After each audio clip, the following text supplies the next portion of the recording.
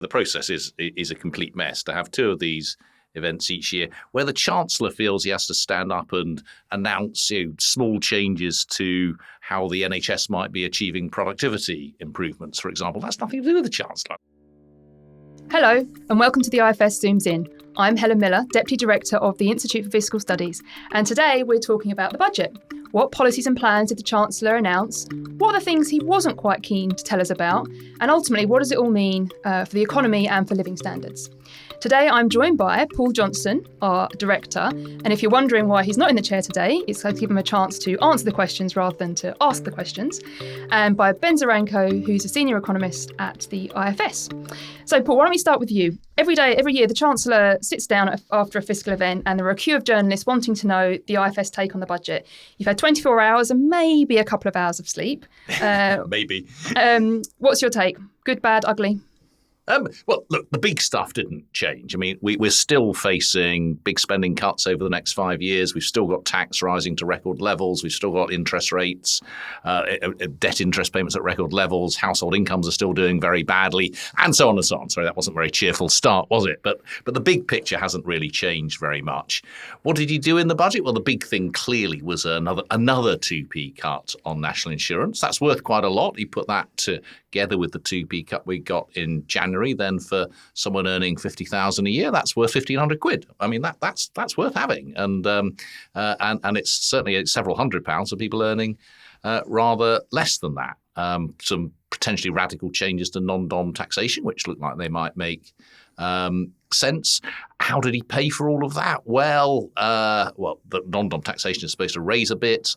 He's got another couple of quite small tax-raising measures come in later, and he's taken even more off his razor-thin fiscal headroom. So he did have 13 billion of it. He's now got 9 billion. So he's basically borrowed a bit more, taxed a bit more. That's given him 10 billion quid's worth of national insurance cuts. But again, a lot of this, as we've said before, is based on some pretty implausible assumptions, some completely implausible ones like fuel duties will carry on rising in line with inflation, which once again they didn't yesterday, that investment spending is going to be chopped, then that some bits of public service spending are going to be chopped.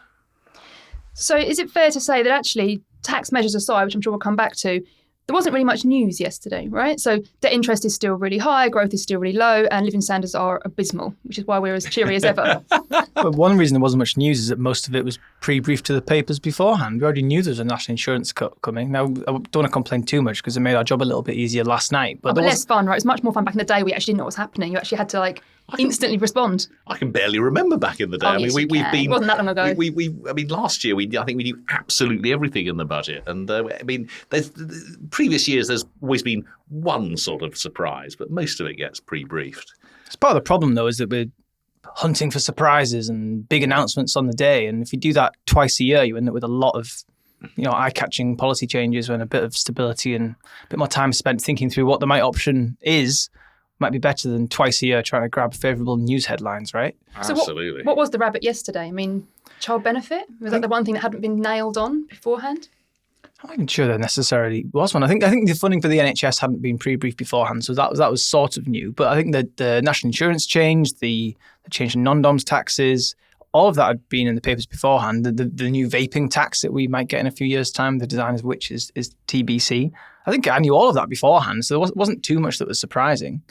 So that's a sort of more a feature of the process rather than the content, but I think it's worth noting. Yeah, and the process is a complete mess. To have two of these events each year where the Chancellor feels he has to stand up and announce small changes to how the NHS might be achieving productivity improvements, for example. That's nothing to do with the Chancellor. I mean, clearly the Treasury wants to get the public services as productive as possible. But actually, this is the kind of decision that should be made within the Department of Health and the NHS and announced in a separate measure. And then, of course, we're trying to work out some of these things. £2.5 billion for the NHS, what does that mean? Well, that's actually just about enough to stop their funding going down. It's not a great big dowry that they're going to be able to make very much difference with. And the danger, of course, is we get another of these blooming fiscal events. No, thank you. Even before the election. Surely not. Well, it's quite possible. In fact, I reckon it's more than 50% likely that we'll get another one before an election because it gives him month do you another reckon? chance. Holiday time in September for me, do you think? I don't think you're getting a holiday in September, Helen. Budget or not, I mean, we're going to be working on the election anyway. But if things look like they're a little bit better, if he thinks he's got a chance for another bit of a tax cut, why wouldn't you before an election? But shall we talk about that? Because it's a bit ridiculous, right? One of the reasons why we've said... agree more.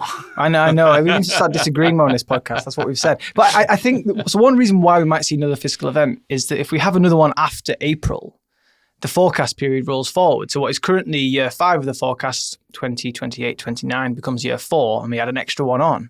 So if you're a Chancellor with a promise to get debt falling in year 5 of the forecast, that rolls forward a year, and all expectations are that will become slightly easier to deliver, maybe even allowing you to do some extra tax cuts. But in what world should we be deciding what tax cuts we can afford as a country based on whether we did a fiscal event in March or in April? But that's basically all it is. And that is so silly.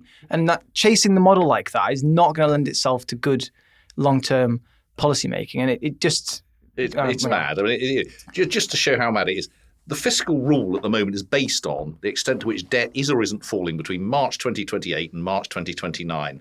After April, it'll be based on whether or not debt is falling between March 2029 and March 2030. Now, if that sounded mad, that's because it is mad.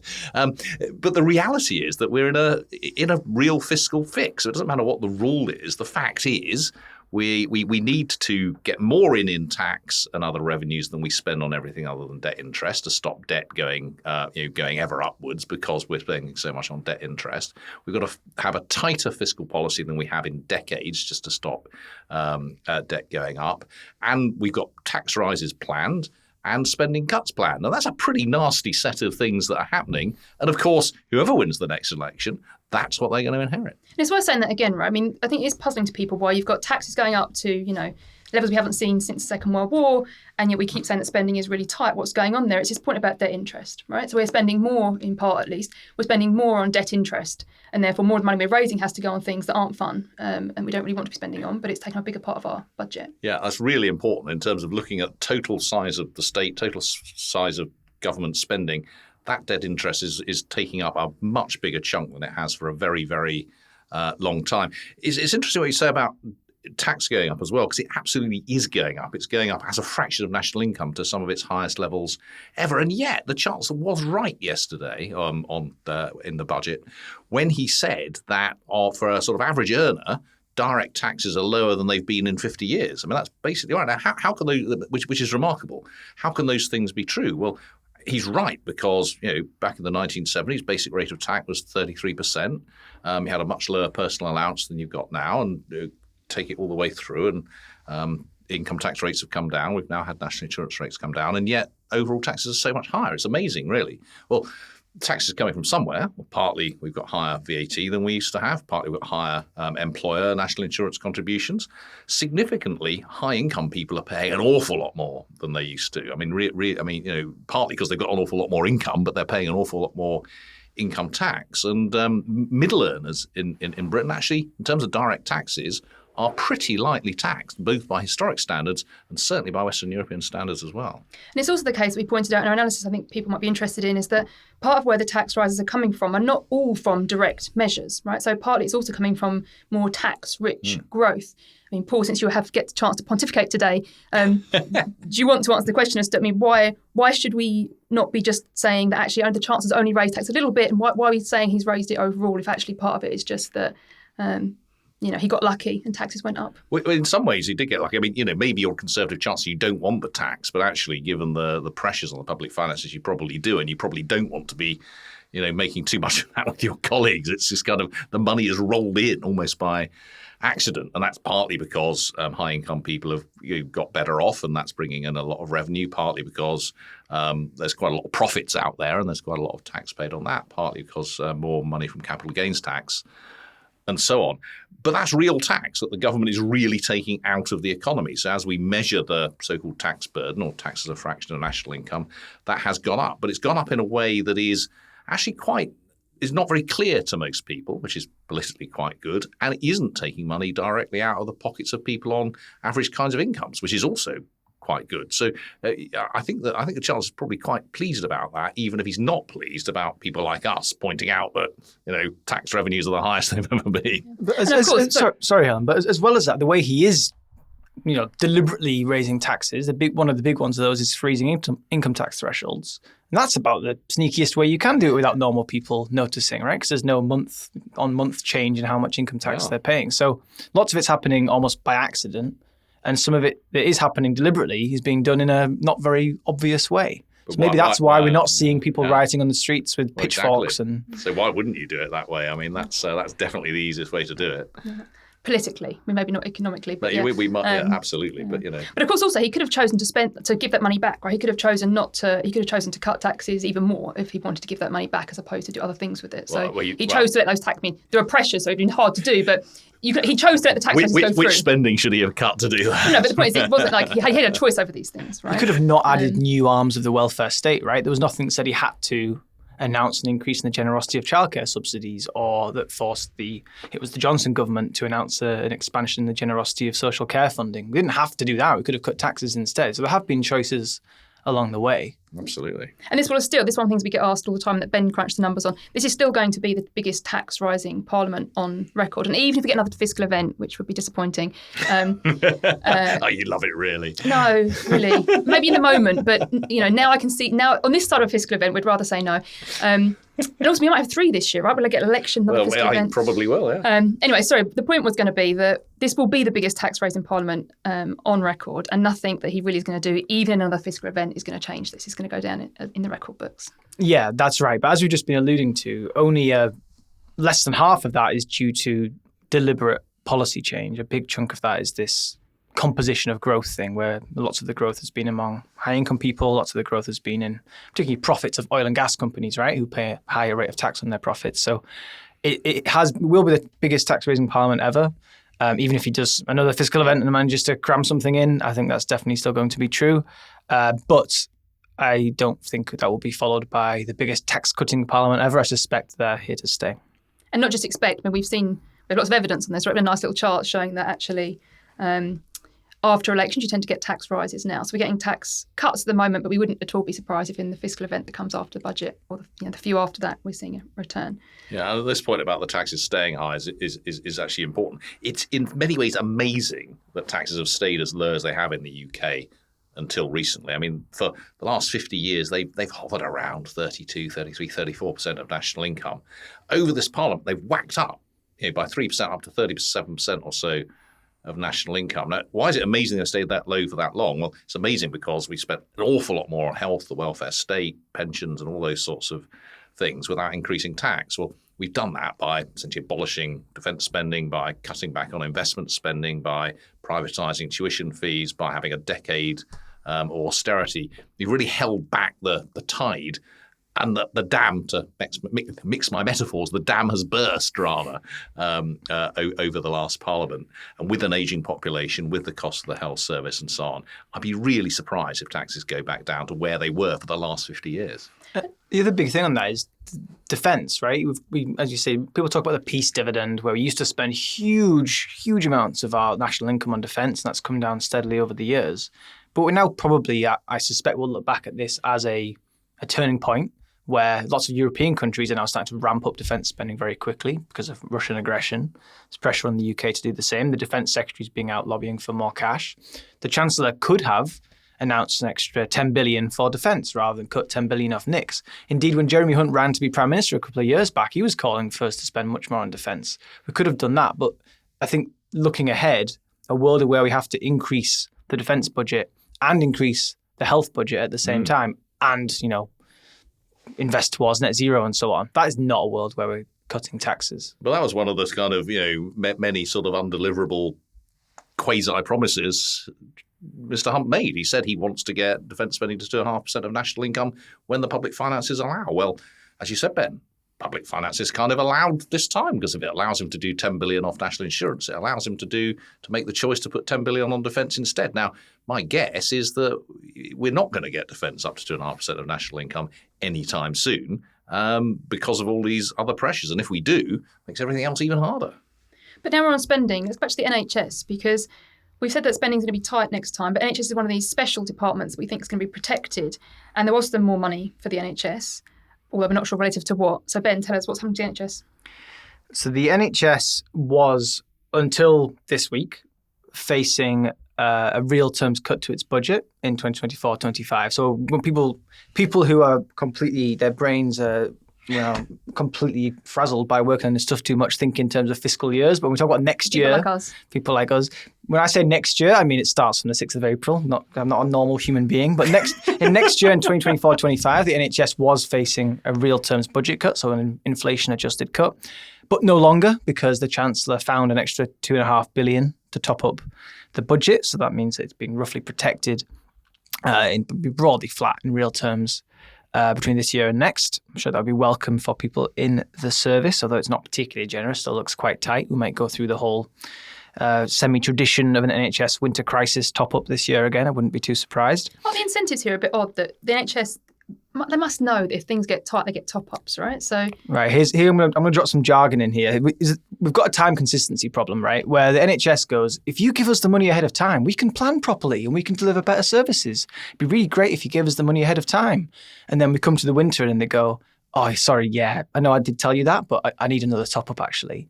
And the Treasury know this, so the Treasury resists giving the top-up in the first place, but it's a back and forth that happens every year. Nice joined up thinking there from the government. Well, I know, the different departments have their own interests, right? And they're constantly battling. But as well as that $2.5 billion for next year, there was something the Chancellor made a much bigger song and dance about in his speech, which was this sort of NHS productivity plan, which was $3.4 billion of funding spread over 3 years for effectively technology in the NHS. So helping for some hospitals to move to electronic patient records. It's a bit terrifying that they haven't already done so. Some of them are still. What year are we in? Oh, I know. Most NHS trusts already do this, but some of them don't, which is a bit worrying. But also some more exciting sounding things like using AI to transcribe doctor appointments and save doctors time there. Anyway, that is $3.4 billion spread over 3 years, coming on stream from 2025-26. Now, the Chancellor talked about this as being an extra $3.4 billion, but given that there are no detailed plans beyond that year and there is no baseline, there's no current plan for what the NHS is going to spend on technology. Telling me you're going to spend an extra $3.4 billion doesn't really mean anything. So the numbers I'm a bit skeptical of. The bigger thing, I think, is the programme of work that's gone on to determine this, a welcome signal from the government that they're taking the argument that you have to think about capital as well as just workforce seriously. So thinking about the equipment and the technology these people work with if we're going to improve productivity, that is good. But it winds me up that the Chancellor won't give us any details about where all these big spending cuts are going to fall after the election, but he's very happy to tell us all of the shiny new technology we're going to be investing in, spell out the detail there's no ring-fence budget here then. This is just a kind of... So the only thing that's positive about this is that they've sort of started a programme of work and you assume they'll continue that work, but there's actually no money that's really been put aside for that especially. Well, they've topped up their capital DEL, so their plans for capital spending by departments each year are now about $800 million higher in those 3 years. But that could go, we don't know. It's completely fungible. We don't know what would have happened. The point is, it doesn't really mean anything, but it's a welcome statement of intent, I think. And I think that, credit where it's due. But am I right that they nicked £1 billion from the capital health budget this year to spend it on current spending? Yeah, that's right. Yeah, so this is a welcome statement of intent for the future, but it's not really they're not living up to that right now. So yeah, in the year in progress, which again, this year in progress for fiscal nerds means 2023-24, the NHS has moved money from its capital budget, its technology budget, to meet effectively the costs of strikes and pay awards. Which has been part of the problem for the last decade or more, but they've kept on doing that. They haven't invested in decent computer systems. And I almost laughed when the Chancellor said that this investment was all about getting the NHS to sort of best in the world or something. When, having been on the Times Health Commission and listened to loads and loads of people in the health service saying basically their IT is sort of 25 years old, takes half an hour to turn on and doesn't work at all. So actually just getting to barely adequate would be quite a big move. And this is not just in the NHS, right? This investment problem, investments bumps around from year to year. There's no stability in investment across lots of departments, right? Yeah, the depressing thing about investment spending is public sector and private sector investment in the UK is lower than most other countries. but B, public sector investment goes up and down and up and down and round and back again. And that sort of just makes it really hard to plan, and also makes it much more expensive because, you build something and then you lose all the skills and then you start again from scratch. I mean, I'm building our nuclear power stations is staggeringly difficult because we haven't built one for ages, and then we have the shambles of HS2. So it's not just about the quantum; it's about are you making the right choices? Are you planning it properly? Have you got the right sort of context for it all? And it's all it's really not good. And that needs to be in the big spending reviews, right? Not in the kind of the fiscal event to fiscal event, little bits of money. This needs to be set out properly in a plan for many years ahead. Yeah, there's a question of the spending review, which I want to come back to in a moment. But on the level of investment, I think, the level is important. And we are currently investing relatively large amount public investment by recent UK historical standards. But as you say, it's quite volatile. I think especially when money's tight, and especially when we're going to be in a real fiscal bind after the election, I really hope the next government thinks long and hard about how we invest, what we invest in, maybe the institutions that help us decide what to invest in and where. Thinking about, I'm sure there's lots of wasteful, dodgy investment proposals knocking about the system that someone somewhere would love to do. I think I'd like to see more thought given to that, and with planning reform, things to try and make it cheaper so we don't have such horrifically high investment costs. The spending review will be part of that. That's the place where we're going to allocate between departments, give departments some ability to plan. But it's important that then filters down. It's no good giving, let's say, the NHS as a whole a 5-year capital budget plan if each individual hospital who actually has to make those decisions aren't given more than 1 year of budgeting at a time. So I think it has to filter right the way down the system. And one announcement that was snuck into the budget yesterday, to bring us back to that, is that the spending review won't take place until after the election. We obviously don't know when the election is going to be, but I think the Chancellor or the Prime Minister also said something like our working assumption still remains the autumn. We have to have a spending review by the end of the year. We have to agree a local government finance settlement by the end of back to the calendar year now, away from the fiscal year. When are we going to do that? Like, if it's an election in October, are we going to have a proper, big, detailed spending review to decide plans for the entire Parliament in the space of 3 weeks? I don't think so. Surely not. Surely there'll be a short term. Well, yeah, but then it's another sticking plaster 1 year. Tell departments don't plan because you don't know how much you're going to give you. Again, hopefully the parties are thinking about this in a bit in advance. But maybe, but if they're doing, they're hiding it very well. If they are. Well, the spending review, to be fair, I mean, mostly when the opposition say, we can't make any decisions because we haven't opened the books yet, I've got no sympathy at all because, all the data is out there. But actually a spending review is quite a big process where you really do need input from the different departments in terms of what they're spending and how they're spending it and what ideas they've got and so on. But of course, why would this? I mean, why would Jeremy Hunt have a spending review? Because if he did, he'd actually have to lay out where the spending cuts would come or find some extra money for spending. So it was hardly a surprise that it's going to be after the election, but it's not exactly good governance, to put it mildly. I guess I was harbouring hopes that we might have seen God forbid, a cross-party agreement to maybe let's do a 1 year spending review this summer. Oh, that's cute. Ben's younger than the rest of us. Yeah, well, maybe I was, misty-eyed thinking that maybe we could have a 1 year spending review in the summer just to tide us over, and then the next government will get to think long and hard about its priorities for the Parliament. But no, it's not to be. So we're wallowing in the broader fiscal thing here. Of course, it's the lack of sleep. Should we come back to the budget? So what else is in the budget that stood out? Anything else on spending we should be picking up? There wasn't much change on spending. I think one thing that was, going through the OBR document in a bit more detail, one thing we don't talk about enough on the debt interest side, right? That's clearly what's helping to box in the government, is the huge amount that's now being...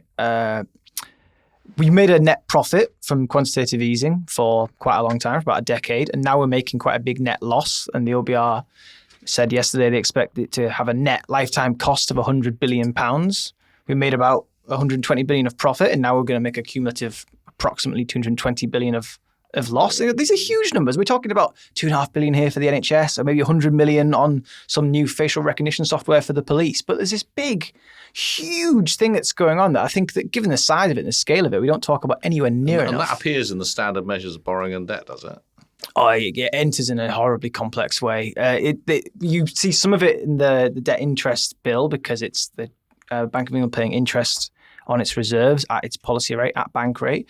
But there's also all these horrendous effects due to when the Bank of England's now selling bonds rather than buying bonds, and it's selling some of them at a loss relative to when it bought them, and there's all these valuation effects, and that makes my head hurt, and I've had enough sleep to think about that properly now. But that enters, and that's one reason why debt's going up.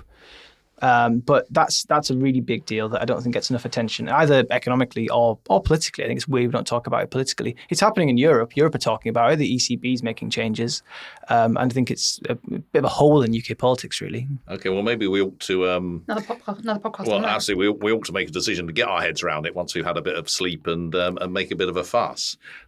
Helen, let's move on to tax, shall we? There wasn't a lot on spending, but there was quite a bit more on tax one way or another. We've sort of covered the national insurance change, which was the big one, but there were some other smaller and quite important things. Now, people will no doubt have heard about the non-doms, these people who are not domiciled in the UK for tax purposes, and that non-dom status, Jeremy Hunt said he's going to abolish. So what was all that about? Yeah. So we have a current system, which is, as I said, based on domicile, which is a really bizarre concept. So domicile is this idea of where your permanent home is. So for most people, that's pretty straightforward. You know, you're born here, you live here, you stay here. But if you're a foreigner, you come here, you might reasonably claim that your permanent home is not in the UK. That's fine. But when you get into the nitty-gritty of determining actually where is your permanent home, it gets quite complicated. It includes, in practice, what you have to do, it comes down to things like the domicile of your father. And it usually is your father, unless your mother wasn't married when you were born and she stayed unmarried while you were a child, and all these anachronistic bits of the system. It's mad. So domicile is a weird concept. We do tax people currently based on domicile. And basically what we do is if you're a non-dom, you're one of these people who's not domiciled, then you don't pay tax on your foreign income and gains unless you bring them into the UK. That's all going next year.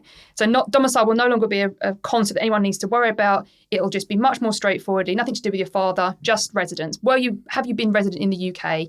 If so, that'll determine how you get taxed. And basically, for the first 4 years that somebody comes here, they won't be taxed on their foreign income and gains. And after that, they will be taxed. That's really the nub of the regime. And for a small group of non-doms, and we really are talking here about, 5,500 people, albeit 5,500 people who are very, very rich, they're going to see a pretty hefty, by which I mean hundreds of thousands of pounds more in tax increase, because they're now no longer going to be able to avoid tax on their offshore income. They'll be taxed in the UK. So a big tax change for a small group of people. So I suppose two questions about that. First, how easy is it going to be able to get hold of that money? I mean, will HMRC know they've got that money if it's abroad? And second, if they really can, is there a danger that these extremely rich foreigners essentially will just leave? So on the whether they can, I think the broad answer is yes. So there are some risks, around evasion, people just not telling HMRC that they've got offshore income.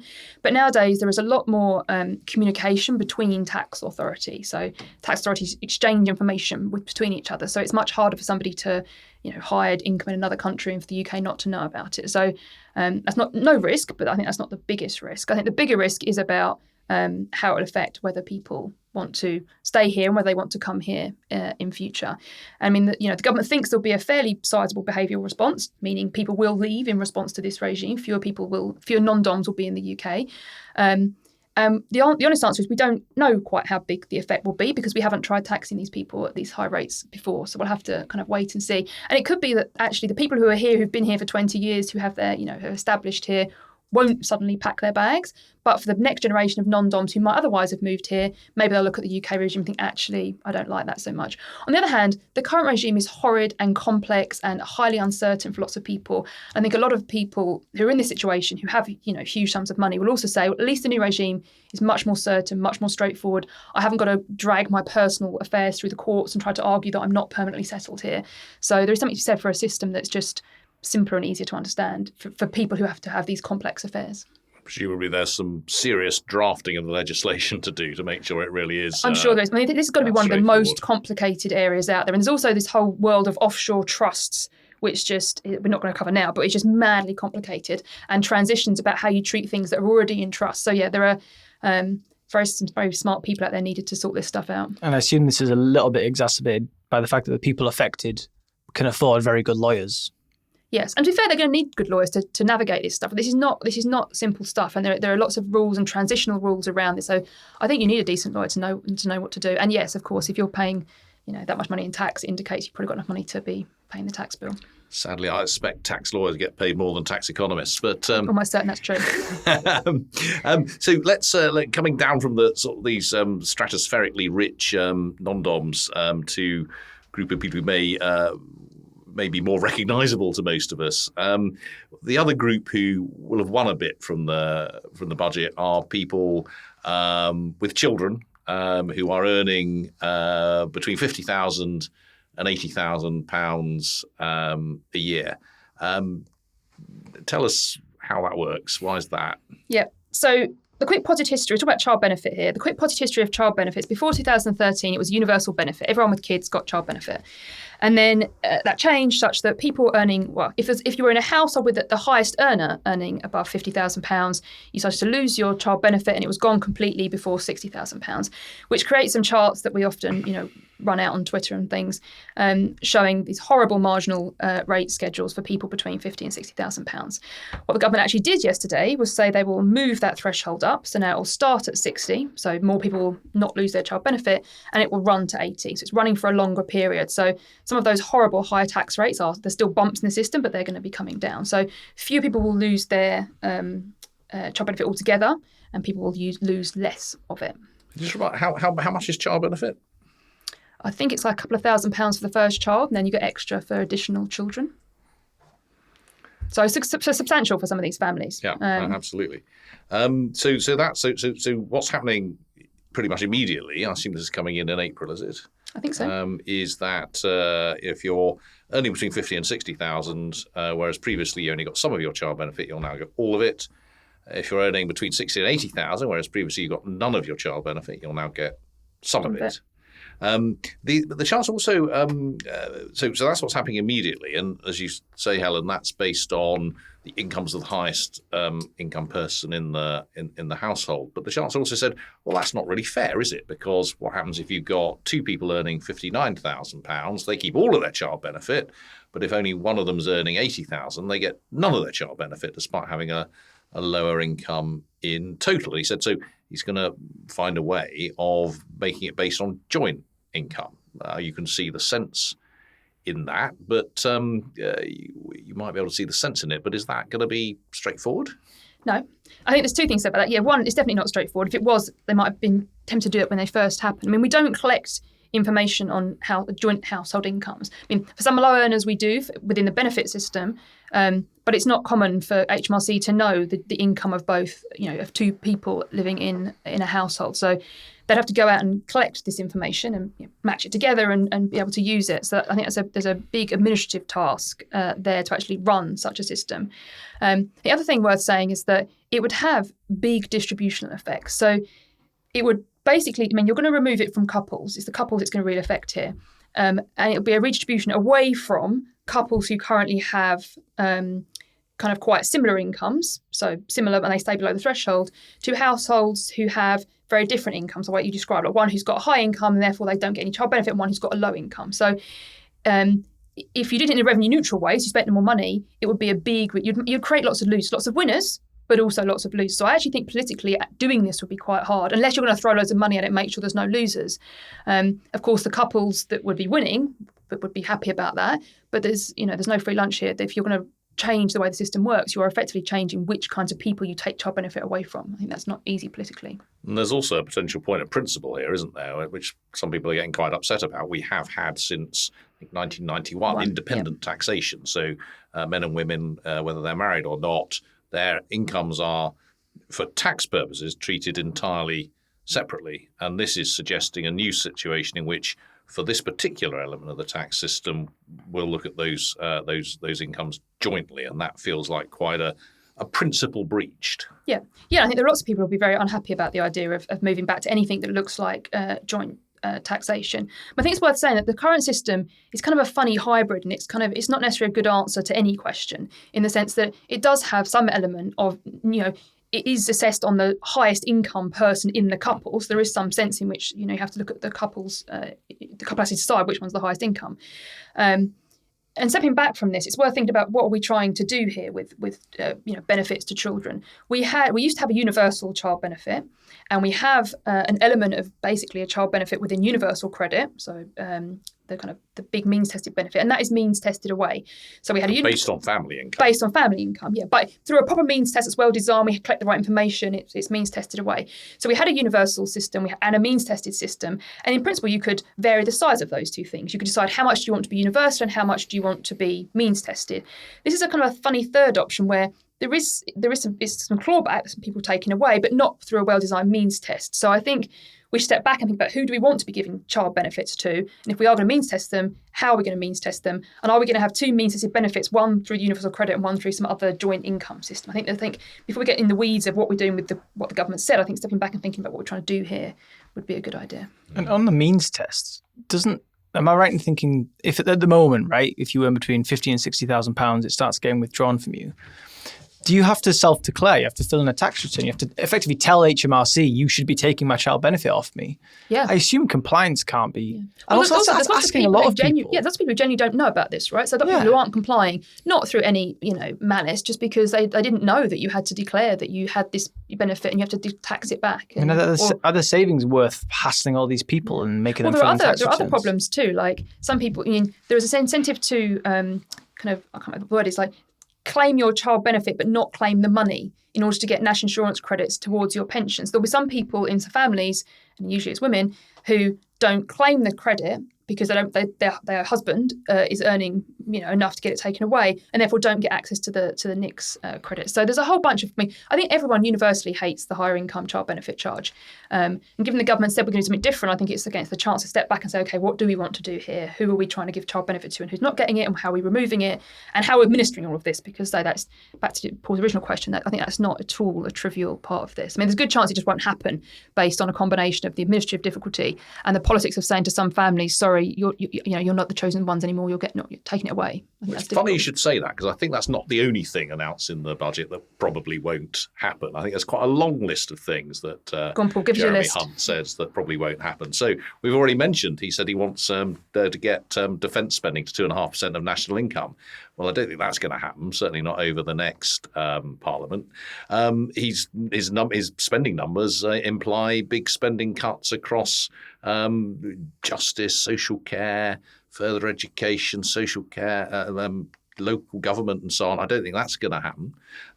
He says he'd like to see national insurance contributions abolished, even if he's just talking about, which I'm sure he is, the bit of national insurance contributions on which employees and the self-employed pay, which is much the smaller part of it, by the way. The big chunk of national insurance is paid by employers. That'll cost well over 40 billion. That's not going to happen. What you've just described around moving to a joint assessment for child benefit, well, that might happen, but I wouldn't bet very much on it happening, given all of the practical and principled problems with it and the winners and losers involved. So, there were lots of fuel duty. Oh yes, how could I forget fuel duty? Of course, once again, all of these fiscal numbers are based on the absurd fiction that fuel duty will rise in line with inflation over the next few years. And not only that, but the temporary, in inverted commas, 5p cut that was introduced in 2022 will also be gotten rid of. But once again, surprise, surprise, that didn't happen this time, as Mr. Hunt, with a flourish, said, I've found some money to hold fuel duty down and not reintroduce this 5p. Of course, with the new government, maybe they'd make a different choice, right? The Labour government may decide to be fair, it is possible that a new government would do a different thing. But I think it was Jeremy Hunt being Chancellor next time. The chances are that he'd do that are remote. So there's a lot of there was a lot of stuff that one needs to look at and think, is that really right? And I think that also means that it's very hard for the OBR, but it's also very hard for the electorate and for us to look at this and actually see what's really happening. What is the central likelihood of all of these things? And I don't think we should necessarily take either what Mr. Hunt says or the numbers that come out of what he says as a central estimate of what's actually most likely. Isn't there another one of those things that probably is supposedly temporary, but in 10 years might be talking about in the same way we talk about fuel duty, which is the business rates discount for hospitality. This was introduced in COVID, and we still, as a special COVID measure, but we still got it. Yeah, that's definitely getting extended whenever it needs to be extended. Surely, Before we run our list any longer, should we start wrapping up? Because I think we could go on for days, I'm sure, trying to find other things that aren't likely. We're all hoping for no more fiscal events before the election, although I fear Paul's right that we're going to get one. Whoever is elected, in the election is going to have to face the consequences of, all the kind of things we've been talking about. So should we end with kind of what do you think is the biggest challenge that will face the next parliament? I'll start where you guys think of your answers. For me, I think the big challenge that I hope they face up to is just the design of the tax system. I think we've got very... I never would have predicted that you'd say that. Right? What a shock. Going to keep saying it to someone listens. Head of tax at the IFS focuses on tax system. Yeah, shock horror. But not just the tax, I think, but the design of it is really what I want to hammer home here. We get used to talk about the numbers and how much is raised. Is it going up? Is it going down? Are we finding 2 billion here from this group and that group? And that's all important, good fun. But, the point we had earlier, taxes aren't going to come down substantively, if at all, in our lifetimes, really. And therefore, the design of tax system, which was always important, is going to be even more important.